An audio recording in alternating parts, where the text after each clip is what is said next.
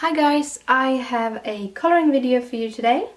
We are going to color this little cute stamp from Little Blue Button Stamp, and she's called Ivy and the stamp is called Happy Meow Year. I think she's just adorable. And we're going to start with the skin. This is my go-to colors when it comes to do rosy skin, and in winter you usually are rosy. So let's start. I'm going to start by doing a base coat in the E000. Then we're going in with the darkest colors, and again I love having the light coming from the upper left, so we're going to do the shadows just beneath her bangs and underneath her chin and on the right side of her face, like that. We're gonna continue on with the E11 and kind of just blend that very carefully out to get a little bit of shadow more. We take the E00 to blend that out just a little bit more, and then we finish it off again with the E00. Also, she has a little hand over here that we're just gonna color a little bit dark, and then we just finish it off with the E11. And then we're coming down to her pants or her legs, and I've chosen to color them in a skin tone also. So start again, base coat of the color E000 again. Then we're going in with the shadows. They're going to be shadows underneath her skirt, on the side of her leg, right side of her leg. We're also going to do a little bit of a shadow down the front of her leg, because that is kind of her muscle tones showing. And then I'm doing a little shadow just on the right side of that leg too. Going in with the E11 and just again blending carefully out. Don't blend it out too far away, as the E11 still is quite dark color. And then we just elongate that line a little bit and widen it just a smidge. Then we use the E00 and we're blending all of these out a little bit more, still trying to keep that light highlights left. And then we're going to blend that out carefully with the E000. And that's her skin color. Now we're going to do her hair, and we're going to use the E31, E35, E39 and E59. So start by adding the highlights where I want them, and just trying to get some of those working right. Like that. And then just over here.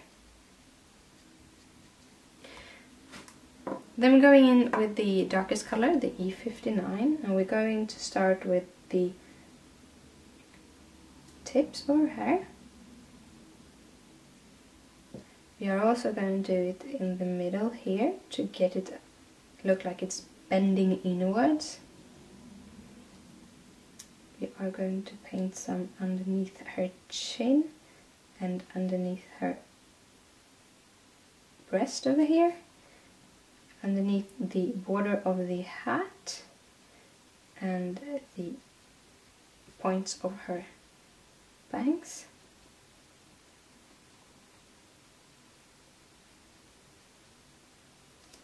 And in the corner over there. Then we're going to go with the E39 and just blend this out a little bit, being careful around the tips of her hair, as I left very little bit for blending there.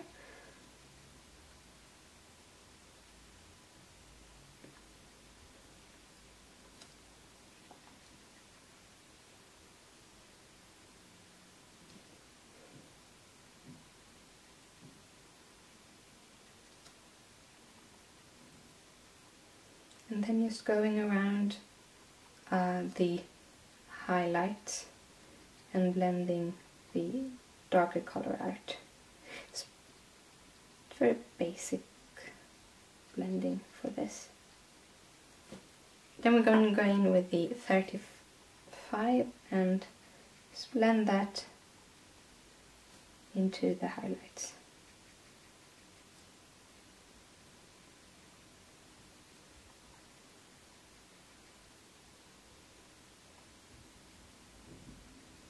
Gonna go in back with the 59 to just do the darker areas by your face there, because I missed that. And then we continue on with the 35 again.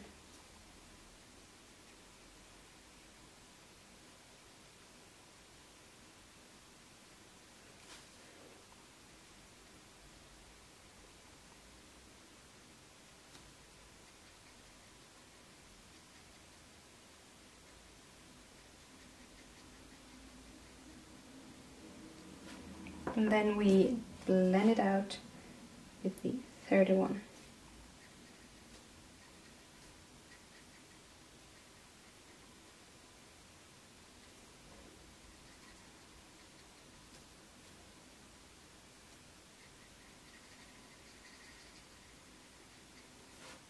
Like that. Now we're going to make it more like hair. And then when we do that, we always go backwards in our colors. So I'm using the next lightest colors, and I'm doing small streaks. I try to keep them short and very thin to kind of mimic hair.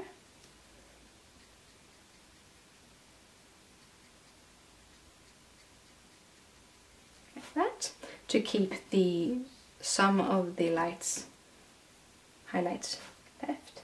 And then again we're going over with the next darkest color, which in this case is 39, and we give those small streaks all around the hair to make it look more lifelike.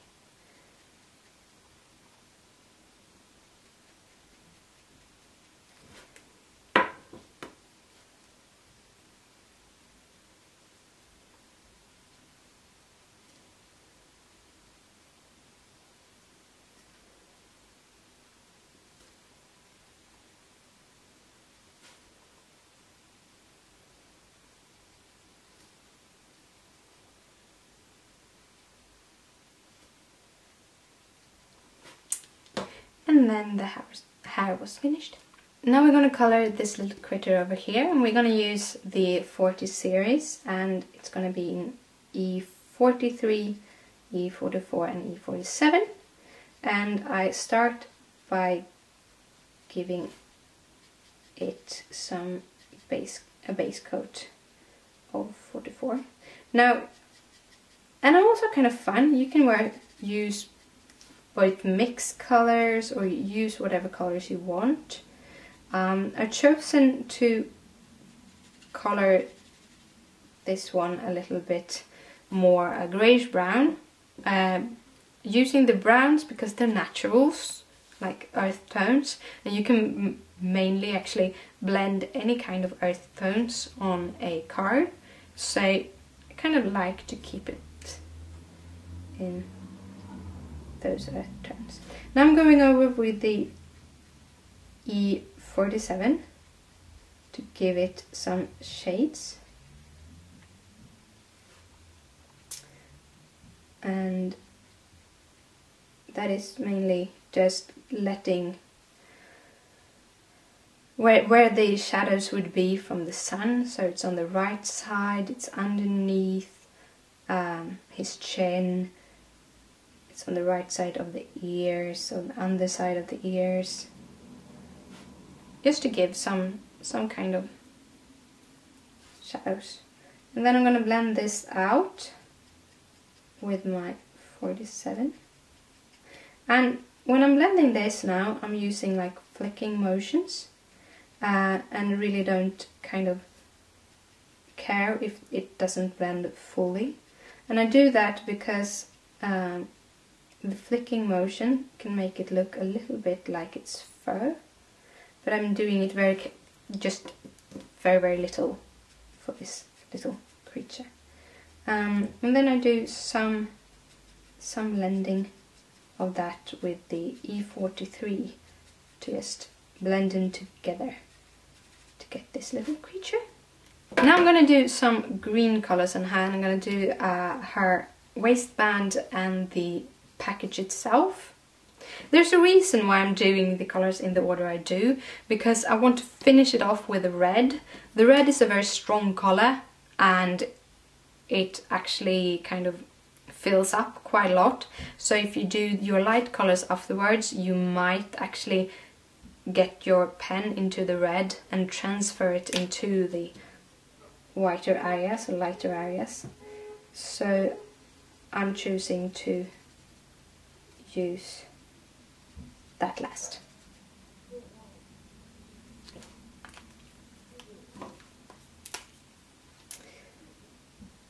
Then again, thinking about where the darks is. It's the bottoms, it's on the right side of the girl because she's casting a shadow herself, and the right side of the package, right side of the bow, which also casts an upper shadow. And the colors I'm using, sorry, is G24 for the dark color, G82 for the mid color, and G20 for the lightest color.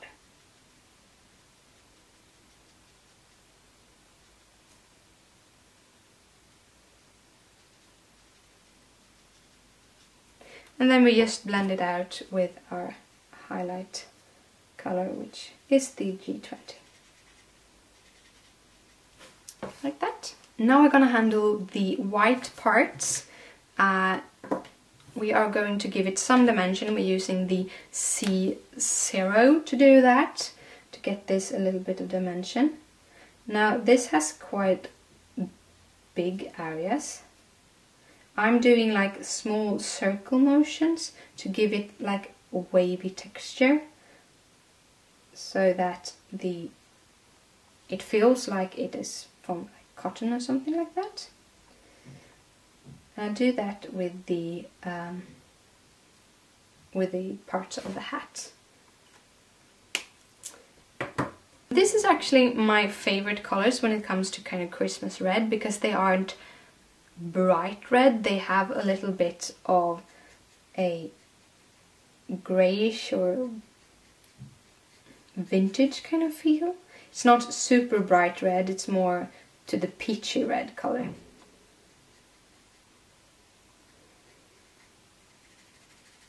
So first, as usual, I'm putting in some base color.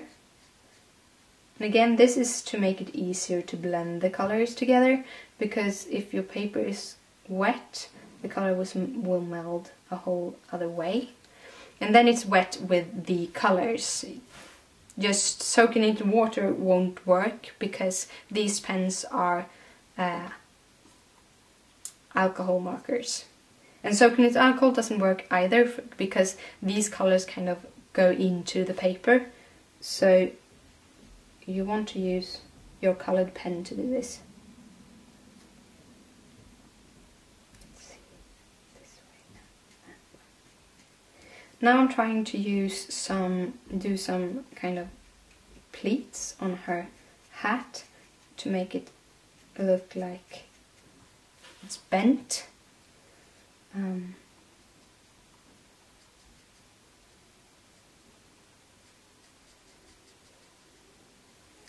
that was the R46. Now I'm going in with the 29. I'm gonna blend that out and just fill up the red colors.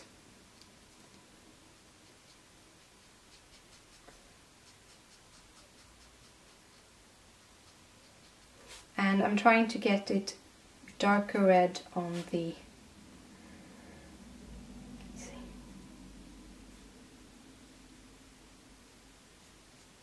just like that. Dark, more red on the right side. That, and then I'm going in with my final shading color, making that more of it. This. Also, I forgot going in with the 29 again to just elongate those shadows and darken that up like that. To go with the 24 too.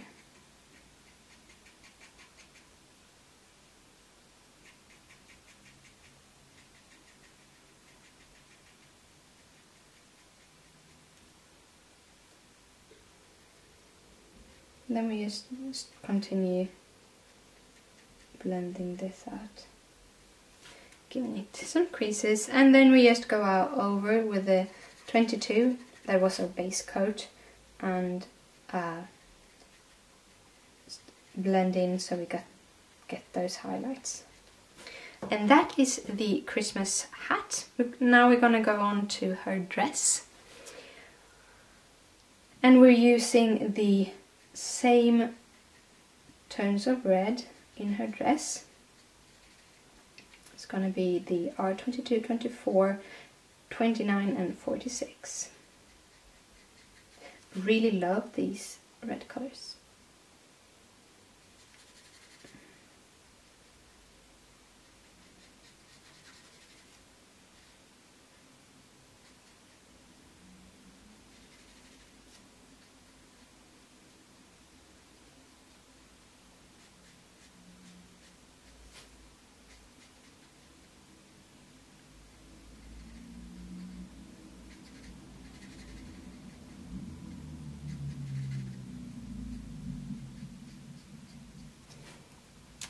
I'm gonna go in with the shadows with the darkest colors, and as this is a pleated shirt, you want to kind of think about where those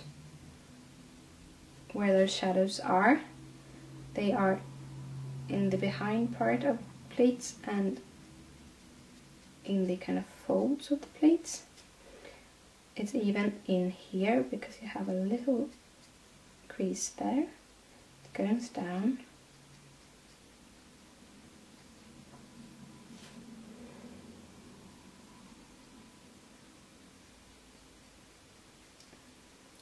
On her right side, here also. Also she will have some shadows on the breast side, underneath on her underarm. This. And you have the kind of folds in her arms also. That. Her hair is also casting somewhat a shadow. Then going back with the 29, and we just extend those shadows a little bit.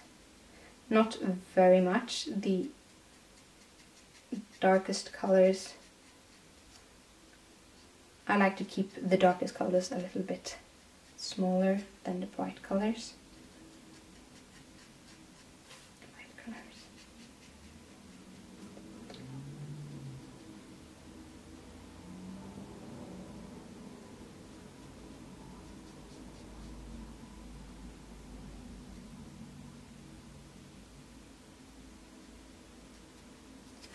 And then we have the 24.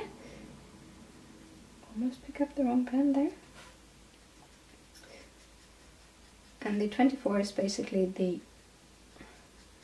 the color I use the most when I do my red clothes. Try to cover as much as possible with that color, and then have the 22 just as the highlight.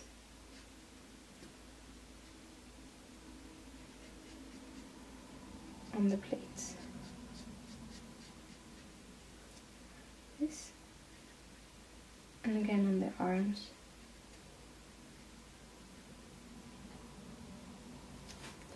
And to finish it off, we're just coloring in the highlights.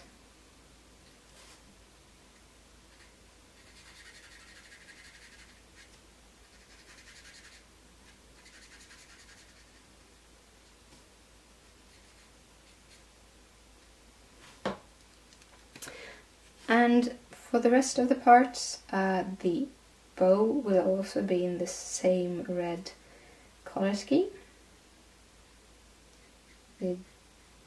But it's a little bit quicker to get done. The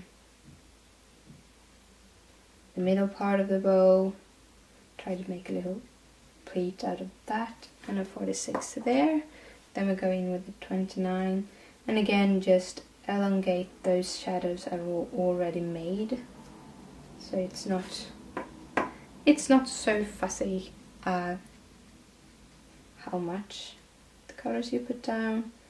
Just blend a little bit more and just finish with the artworks too. When you do ribbons and stuff, look at the ribbons you have. If you have a satin ribbon, tie a bow and see how the different colors, because the satin ribbon kind of looks much darker where the shadows is and much lighter due to it being shiny.